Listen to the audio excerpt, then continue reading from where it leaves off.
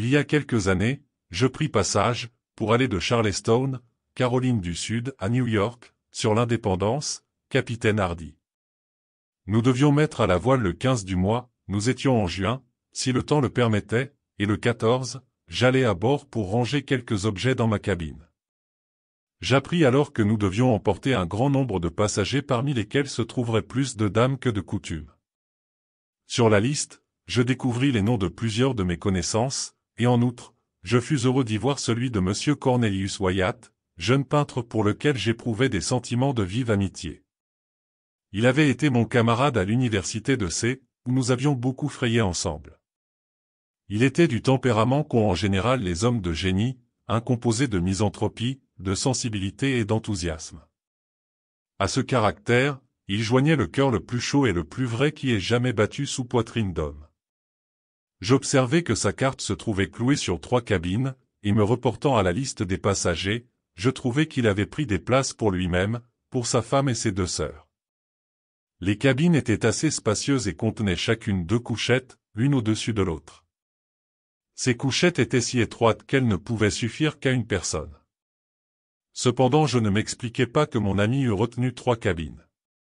Je me trouvais justement, à cette époque, dans une de ces dispositions d'esprit fantasque, où de purs détails vous intriguent étrangement, et je confesse à ma honte que je m'occupais à construire quantité d'absurdes et sottes hypothèses sur la destination de la cabine surnuméraire. Cela ne me concernait pas, sans doute, et pourtant je n'en mettais que plus d'obstination à résoudre l'énigme. Enfin j'arrivai à une conclusion qui me fit me demander avec surprise pourquoi j'avais mis si longtemps à deviner. C'est une femme de chambre, naturellement, me dis-je, qui occupera la 3e cabine. Quel fou je suis de n'avoir pas songé plus tôt à cela. C'est si simple. Et tout de suite, je consultai de nouveau la liste des passagers. Mais là, je vis clairement qu'aucune femme de chambre ne devait accompagner les Wyatt, quoiqu'en fait, l'intention première eût été d'en emmener une, car les mots « et domestique » avaient été d'abord tracés et ensuite barrés. Me dis-je alors, c'est pour quelque colis délicat, assurément, que Wyatt a loué cette cabine, pour quelque objet qu'on ne veut pas laisser mettre à fond de cale, quelque caisse qui ne doit pas être perdue de vue, j'y suis, une peinture ou quelque chose d'approchant, et c'est là ce qu'il a marchandé il y a quelque temps chez Vicolino, le juif italien. Cette idée me satisfit, et du coup, toute ma curiosité cassa. Je connaissais bien les 2 sœurs de Wyatt. C'étaient d'aimables et intelligentes filles. Quant à sa femme, il l'avait épousée récemment et je ne l'avais jamais vue. Il la décrivait comme douée d'une beauté, d'un esprit, d'une bonté extrême. J'avais donc hâte d'être mis en relation avec elle. Le jour où je visitais le navire, le 14, Wyatt et les siens devaient également s'y rendre, à ce que me dit le capitaine. J'attendis à bord 1 heure dans l'espérance d'être présenté à la nouvelle mariée. Mais au bout de ce temps, on vint me dire que Madame Wyatt était un peu indisposée et ne s'embarquerait que demain, à l'heure du départ. Le lendemain, je me rendais donc de mon hôtel au quai, quand je tombai sur le capitaine Hardy qui me dit que, vu les circonstances, phrase vide, mais commode, il pensait que l'Indépendance ne partirait pas d'un jour ou 2. Quand tout serait prêt, il enverrait quelqu'un m'avertir. Ceci me parut étrange, car il soufflait une bonne brise du sud. Mais comme le capitaine ne voulut rien me dire de clair, malgré mes questions, je n'avais qu'une chose à faire, revenir chez moi et digérer tranquillement mon impatience. J'attendis le message promis toute une semaine. On me prévint enfin, et j'allai immédiatement m'installer à bord. Le pont se couvrit de passagers, tout était en l'air, comme c'est l'habitude au moment du départ. Les Wyatt arrivèrent environ 10 minutes après moi. Il y avait les 2 sœurs, la nouvelle mariée, et l'artiste, ce dernier pris par un de ses accès habituels de misanthropie chagrine. J'étais trop habitué à son caractère, pour faire attention à cette mauvaise humeur. Il ne me présenta même pas à sa femme, ce devoir de politesse échu à sa sœur Marianne, une douce et intelligente fille, qui, en quelques mots précipités, me mit en relation avec Madame Wyatt. Celle-ci portait un voile épais, quand elle le souleva en me rendant mon salut, je confesse que je fus grandement surpris. Et ma surprise eût été bien plus grande encore, si je n'avais su de longue date qu'il ne fallait pas avoir une confiance trop implicite en mon ami quand il se lançait dans ses descriptions enthousiastes de beauté féminine. Je connaissais bien son penchant à se perdre sur ce sujet dans des appréciations purement imaginatives. Le fait est que je ne pouvais m'empêcher de trouver, à Madame Wyatt l'air décidément commun. Si elle n'était pas tout à fait laide, c'est qu'il ne s'en fallait pas de beaucoup. Elle était habillée cependant avec un goût parfait et de plus, je ne doutais pas qu'elle n'eût captivé le cœur de mon ami par les grâces plus durables de l'intelligence et de l'âme. Elle dit très peu de mots et passa tout de suite dans sa cabine avec Monsieur Wyatt. Ma curiosité me reprit. Il n'y avait pas de domestique, c'était là un point acquis. Je guettai donc le colis auquel j'avais songé. Après quelque temps, je vis venir un char sur le quai, portant une caisse oblongue en sapin. C'était là ce qu'on paraissait attendre, car dès que la caisse fut sur le navire, nous mîmes à la voile. En peu de temps nous avions passé heureusement la barre et nous étions en pleine mer. La caisse en question était, comme je l'ai dit, oblongue. Elle mesurait à peu près 6 pieds de long, et 2,5 de large. Je l'observai attentivement et j'aime à être précis. Or, ces dimensions étaient étranges, et je ne les eus pas plutôt considérées que je me félicitais de l'exactitude de ma divination. J'étais arrivé à penser, on s'en souvient, que la cabine surnuméraire de mon ami devait servir à renfermer des peintures ou tout au moins une peinture, car je savais que depuis plusieurs semaines, Wyatt conférait avec le marchand de tableaux Vicolino. Or voici que la caisse chargée au dernier moment ne pouvait absolument contenir au monde qu'une reproduction de la Sainte Seine, de Léonard de Vinci. D'autre part, je n'ignorais pas qu'une copie de cette œuvre exécutée par Rubini le Jeune, de Florence, avait été quelque temps entre les mains de Vicolino. Je décidai donc que mes conclusions étaient suffisamment établies. Je souriais beaucoup à part moi, quand je songeais à ma perspicacité. C'était la première fois, à ma connaissance, que Wyatt m'avait caché un de ses secrets artistiques. Il entendait évidemment me dérober ses mouvements. Il comptait introduire en contrebande une belle peinture dans New York, et cela sous mon nez, pensant que je ne saurais rien de l'affaire. Je résolus de me bien moquer de lui, pour cette tentative de me jouer un tour. Une chose cependant me causa quelque ennui. La caisse n'entra pas dans la cabine surnuméraire. Elle fut déposée dans celle de Wyatt dont elle occupait à très peu de choses près tout le plancher, à l'incommodité extrême de l'artiste et de sa femme. Ceci d'autant plus que le goudron, la peinture, avec laquelle était libellée en grosse capitale l'adresse du colis, émettait une odeur forte, désagréable, et à mon sens, particulièrement dégoûtante. Sur le couvercle étaient les mots. Madame Adélaïde Curtis. Albany, New York. Aux soins de Monsieur Cornelius Wyattesque. Prière de manier avec soin. Or, je savais que Madame Adélaïde Curtis était la belle-mère de l'artiste. Mais cela ne m'empêchait pas de considérer toute l'adresse comme une mystification, qui me semblait dirigée spécialement contre moi. Je me persuadai dans mon fort intérieur, que la caisse et son contenu n'iraient jamais plus loin que l'atelier de mon misanthrope, dans Chambers Street, New York. Pendant les 3 ou 4 premiers jours de la traversée, le temps fut beau, quoique nous eussions vent debout, la brise ayant tourné au nord, dès que la côte fut hors de vue. Les passagers étaient donc de belle humeur et enclins à la sociabilité. Je dois faire exception cependant pour Wyatt et ses sœurs qui se comportèrent avec morgue, et je ne pus m'empêcher de le penser, avec peu de courtoisie envers le reste de la société. Pour la conduite de Wyatt, je n'y fis pas grande attention, il était sombre plus que d'habitude, en fait, il était morose. Mais je connaissais de longue date son excentricité. Quant à ses sœurs, je ne pouvais leur trouver d'excuses. Elles se renfermèrent dans leur cabine pendant la plus grande partie du trajet, et refusèrent absolument, quoique je les en priasse à plusieurs reprises, de frayer avec personne à bord. Madame Wyatt, elle, était de bien meilleure composition. Elle aimait à causer, et ce n'est pas là une mince qualité. Elle devint excessivement intime avec la plupart des dames à bord, et à mon profond étonnement, montra des dispositions peu équivoques à coqueter avec les messieurs. Elle nous amusait tous beaucoup. Je dis, amusait. Je sais à peine comment je dois m'exprimer. Le fait est qu'on riait plus souvent de Madame Wyatt qu'on riait avec elle. Les messieurs en disaient peu de choses, mais les dames, après quelques jours, la déclarèrent une bonne patte de femme, sans prétention, totalement dépourvue d'éducation et vulgaire au possible. Notre grand étonnement, c'est que Wyatt eût pu donner dans un pareil parti. Mariage d'argent, disait-on. Mais je savais, moi, que ce n'était pas cela. Car Wyatt m'avait dit que sa femme ne lui apportait ni $1, ni une espérance. Il s'était marié, assurait-il, par amour, et par amour seulement, sa femme en était digne au-delà.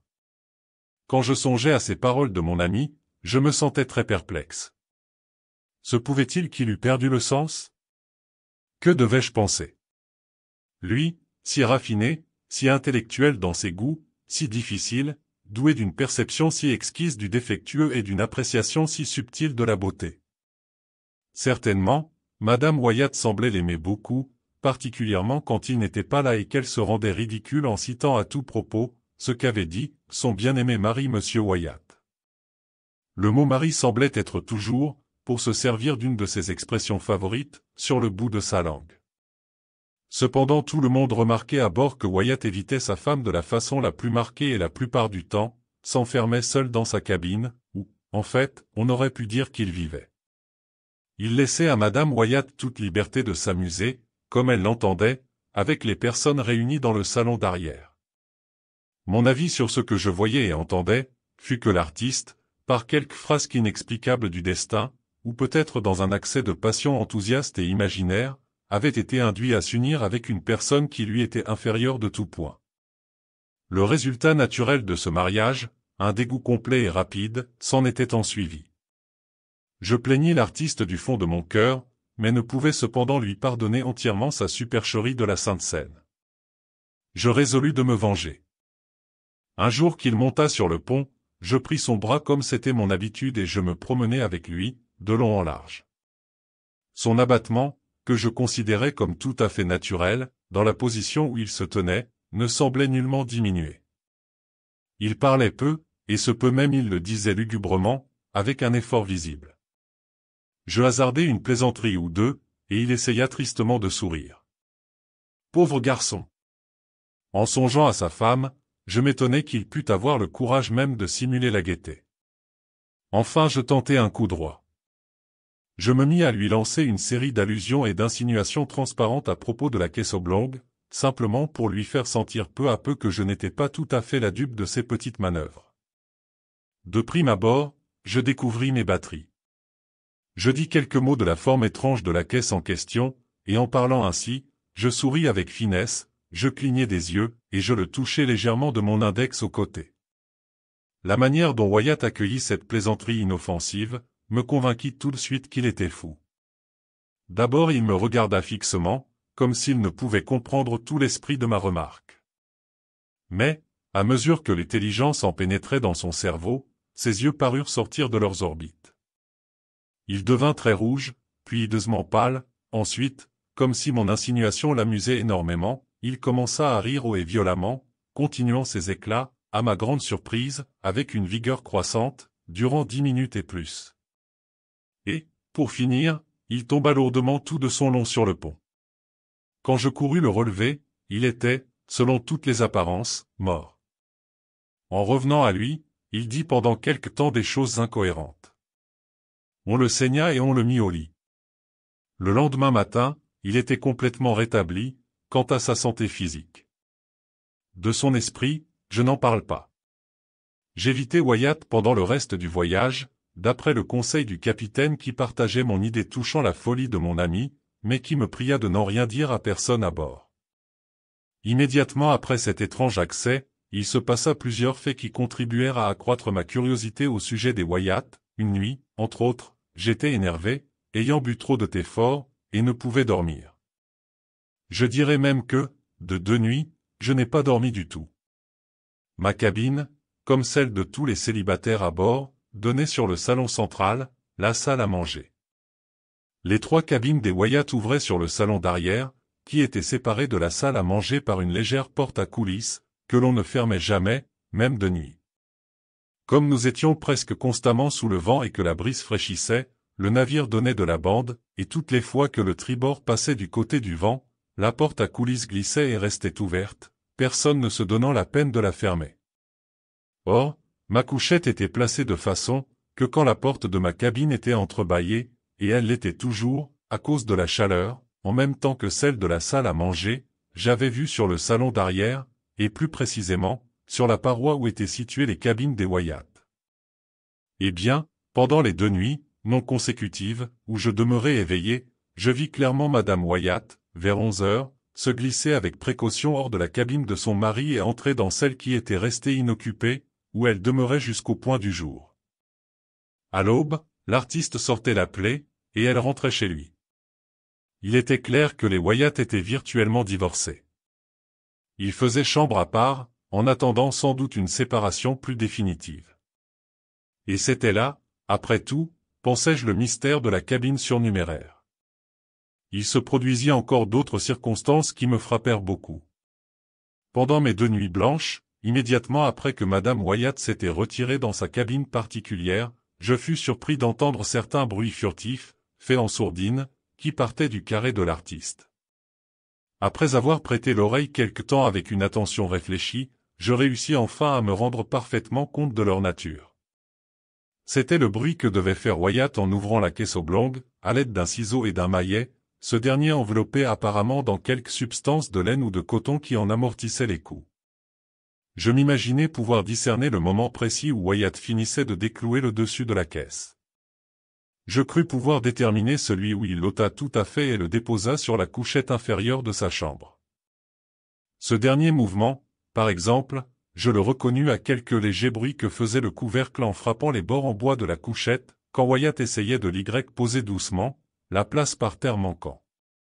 Après cela vint un silence de mort et je n'entendis plus rien pendant les 2 nuits, jusqu'au lever du jour.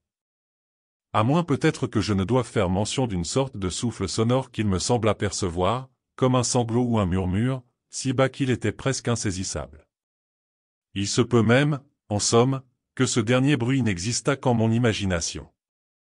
Je dis que cela me parut ressembler à un sanglot ou à un chuchotement, mais ce ne pouvait être aucun des deux. Je pense plutôt que les oreilles me cornaient, ou que Wyatt, pendant la nuit, donnait simplement carrière à son enthousiasme, se livrait à ses accès d'adoration artistique. Il avait ouvert sa caisse oblongue, pour réjouir ses yeux par le trésor qu'elle contenait. Il n'y avait là rien qui pût le faire sangloter. Je le répète donc, ce devait simplement être une illusion de mon cerveau surexcité par le thé vert du capitaine Hardy. Un moment avant le lever du jour dans chacune des 2 nuits où je veillais, j'entendis distinctement M. Wyatt replacer le couvercle sur la caisse, et replanter les clous à leur ancienne place au moyen du maillet emmitouflé. Ayant fait cela, l'artiste sortait de sa cabine, complètement vêtu, et allait appeler Madame Wyatt. Nous avions été sur mer depuis une semaine, nous avions passé le Cap Atra, quand vint un terrible coup de vent du sud-ouest. Nous nous trouvions en quelque mesure prêts à le recevoir, le temps ayant menacé depuis quelques jours. Tout avait été rangé en haut, en bas, et comme la brise fraîchissait constamment, nous nous mîmes à fuir sous la voile de Brigantine et le Petit Hunier, tous 2 raccourcis à double ris. Avec cette voilure, nous marchâmes sans grosse avarie pendant 48 heures, le navire se montrait excellent sous tous les rapports et n'embarquait que peu d'eau. Après ce temps, la brise commença à souffler de tempête et notre voile de derrière fut lacérée. Nous donnions alors tellement dans l'entre-deux des vagues que le navire embarqua plusieurs paquets d'eau prodigieux, l'un immédiatement après l'autre. Nous perdîmes ainsi 3 hommes qui furent balayés avec le dessus de la cambuse et tout la bastingage de bâbord. À peine nous étions-nous remis, que le Petit Hunier s'en alla en lambeaux. Nous hissâmes un été de tempête et le vaisseau se remit à marcher tant bien que mal pendant quelques heures, tenant tête à l'ouragan mieux que par le passé. Mais la brise continuait à souffler et nous ne voyions pas signe qu'elle tombât. Les agrès n'y suffisaient plus. Il fatiguait énormément, et le 3e jour, vers 5 heures de l'après-midi, notre mât d'artimon, dans une énorme embardée du côté du vent, passa par-dessus bord. Pendant 1 heure et plus, nous travaillâmes à nous en débarrasser, empêchés par le roulis prodigieux du navire.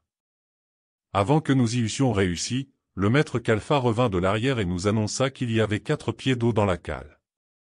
Pour ajouter à nos malheurs, il se trouva que les pompes étaient bouchées et à peu près hors d'usage.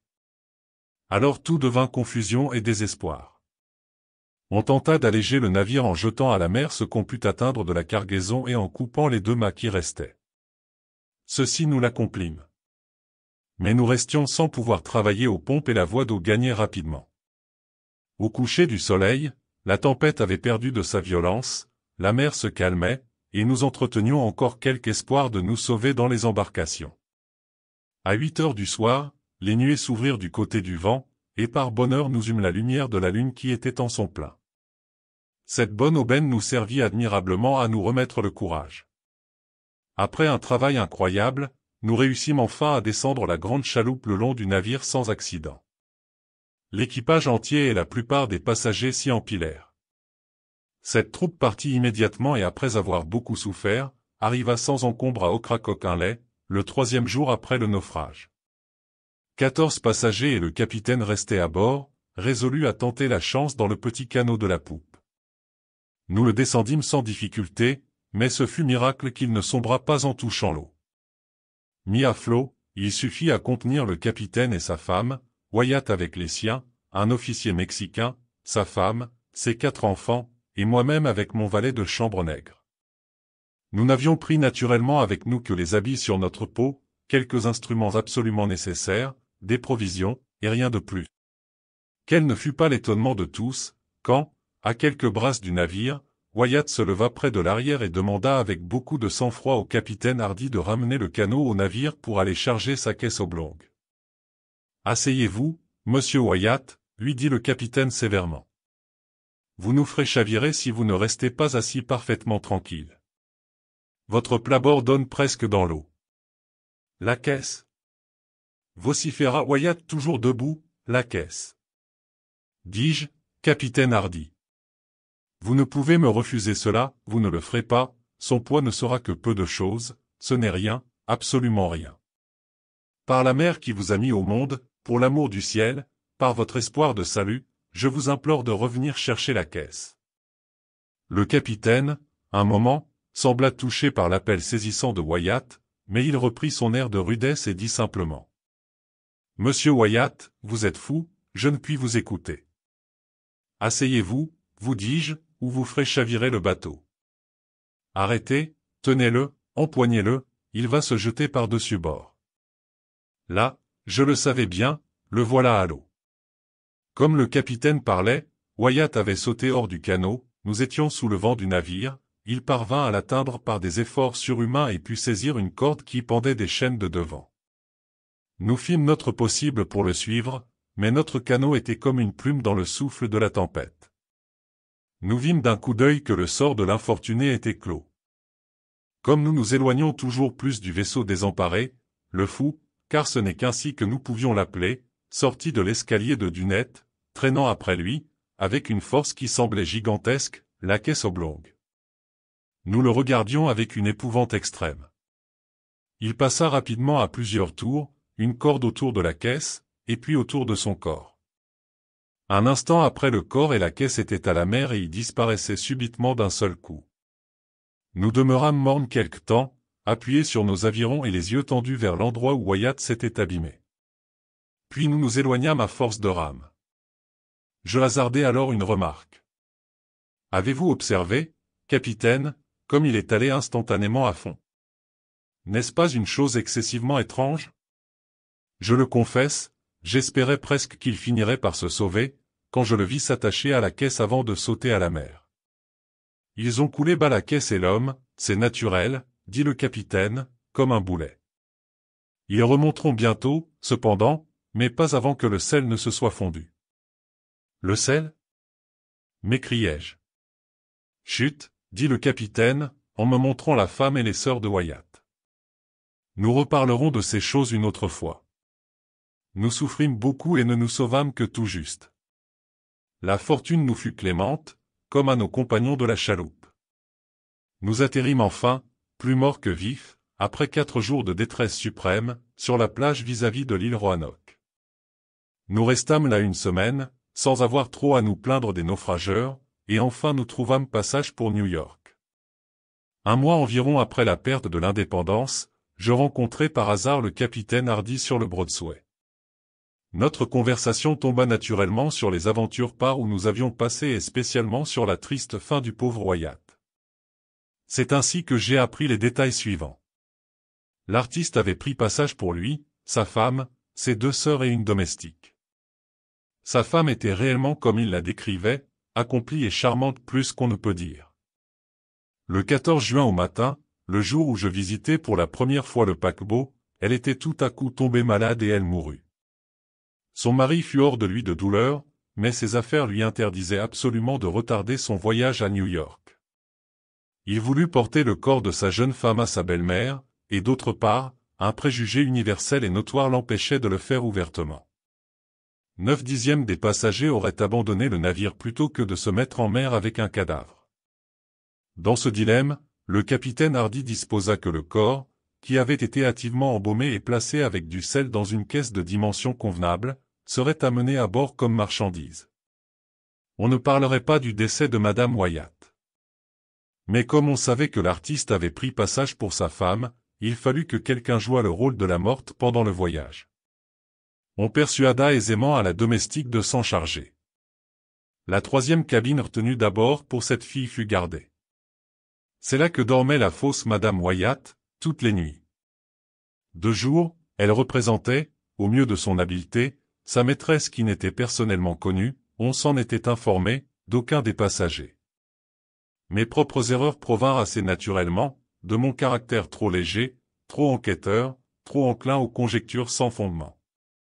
Mais depuis quelque temps, il est rare que je dorme bien la nuit. Il y a un visage qui me hante de quelque côté que je me tourne, et un certain rire hystérique ne cesse de résonner à mes oreilles.